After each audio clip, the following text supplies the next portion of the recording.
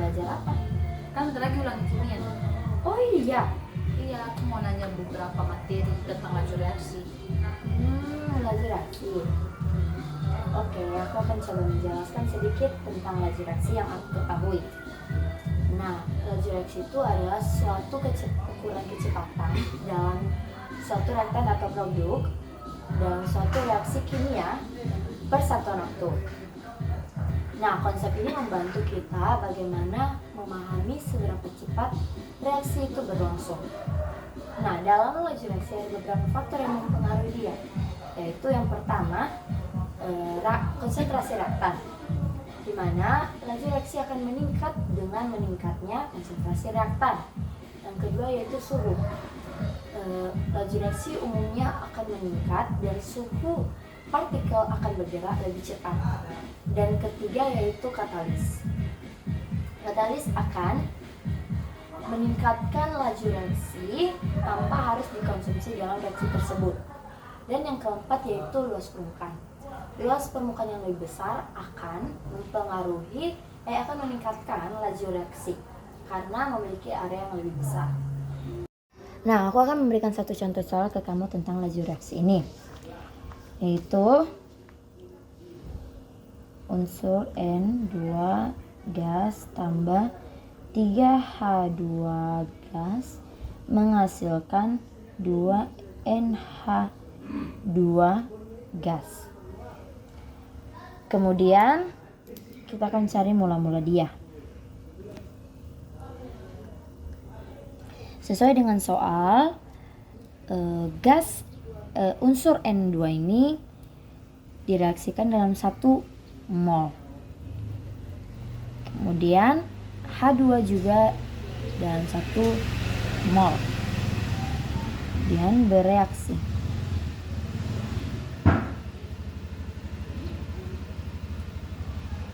Tapi sebelum kita mencari bereaksi, kita akan mencari setelah berapa detik dia berlangsung. Sesuai dengan soal, dia berlangsung selama 20 detik.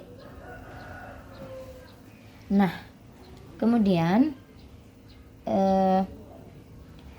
unsur N2 ini setelah 20 detik dia berlangsung sebanyak 0,8 mol.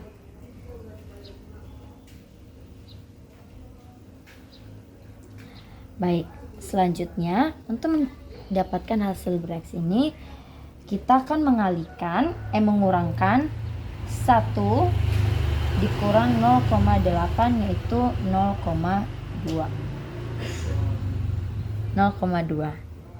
Selanjutnya, koefisien dari unsur H ini akan kita kalikan dengan hasil reaksi ini.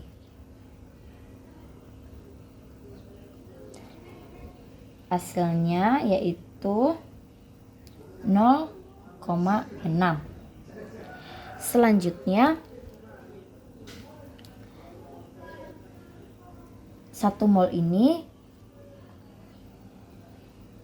kita kurangkan dengan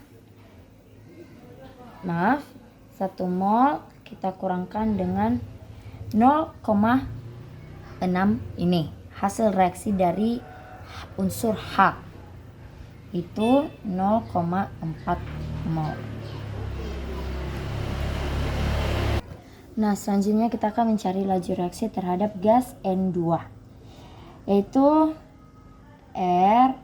N2 sama dengan delta unsur N2 per delta T atau perubahan waktunya.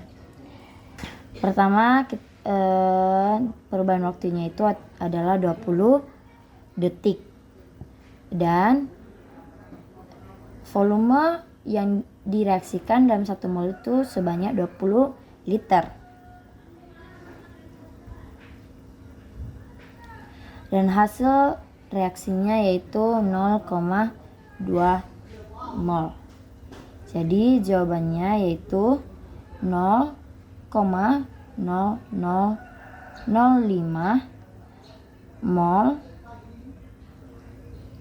per min 1 titik min 1. Makasih penjelasan Ririn. Iya, sama-sama. Semoga penjelasan ini bisa membantu ya. Oke. Nah, setelah aku pelajari, aku juga susah mengerti dalam satu materi, 2 materi sih sebenarnya, tapi aku pengen belajar satu materi termokimia. Kamu bisa jelasin dari exotherm dan endotherm. Tolong jelasin dong, Ellen. Oke. Nah, kita ketahui di materi termokimia itu diketahui 2 reaksi. Pertama, reaksi endotherm. Reaksi ini merupakan reaksi di mana entalpi produknya lebih besar daripada entalpi reaktannya, sehingga diketahui nilai delta hanya bernilai positif. Nah, di reaksi ini dicirikan ketika sistem menyerap kalor dari lingkungan, sehingga terjadinya penurunan suhu. Yang kedua itu reaksi eksoterm, di mana diketahui reaksi eksoterm ini kebalikan dari endotherm, di mana nilai entalpi dari produk ini adalah kebalikannya dari reaksi endotherm, seperti yang aku bilang tadi.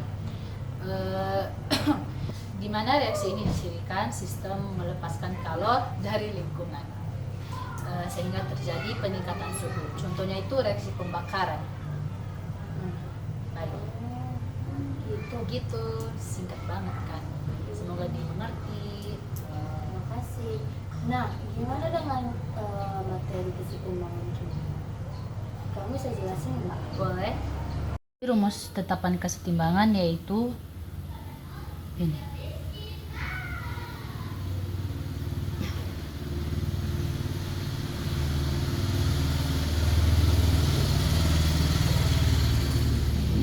Nah, contohnya diketahui reaksi N2 gas ditambah 3H2 gas bolak-balik menghasilkan 2NH3 gas. Jadi cara menjawabnya itu Kc sama dengan NH3 kuadrat. Ini adalah indeks dari sini. Lalu per N2. Catatan, zat yang bisa direaksikan dalam Kc hanya gas dan aqueous. Liquid dan solid tidak bisa dimasukkan. Makasih. Baik, sekian penjelasan materi dari kami. Terima kasih. Bye-bye.